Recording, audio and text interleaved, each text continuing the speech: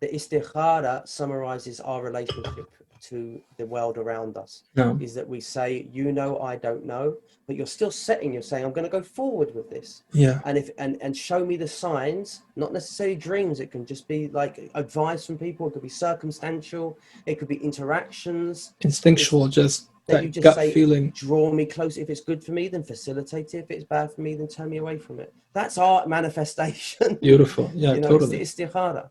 The personal growth world is laced with a sort of American Protestant work ethic of that I can will myself to do achieve things. Mm. And it's a reaction to, like, historically it's a reaction to Catholicism that became very fatalistic.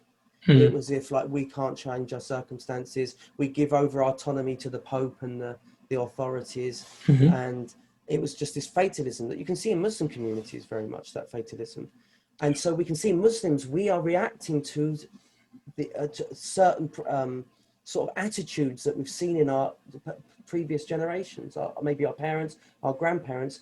You know, subconsciously, I believe, by us getting involved in personal growth, ultimately it's a reaction towards that fatalism.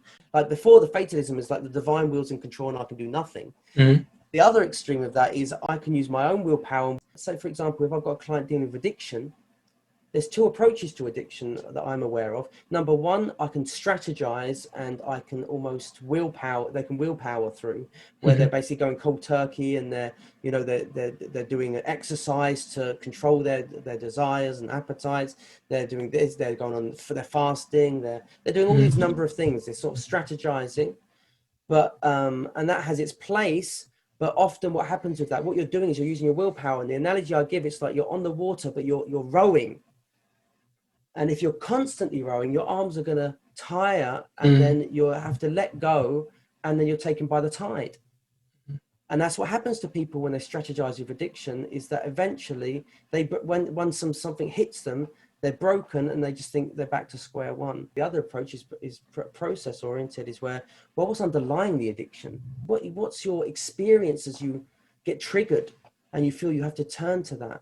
You will find that there was something there where they felt left alone, and they almost had to grab onto anything, whether it be food. Usually it turns to food, chocolate or something like that, that then moves to computer and gaming, that then moves to pornography, that can move to hard drugs, and so forth and so forth. And that's much deeper. We're looking at the underlying reasons for this.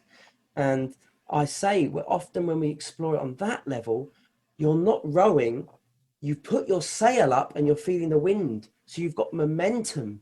You almost feel like, I'm not having to effort as much. Of course, you're using some element of willpower, which is what we call the sympathetic, where you're actually activated and you're doing, but it's a temporary thing. You apply a little bit of effort, but then you want to feel some wind Mm. in your sail as well. This whole willpower is like you're trying to row yourself out of your issues, and it fundamentally, it will leave people hopeless, I feel.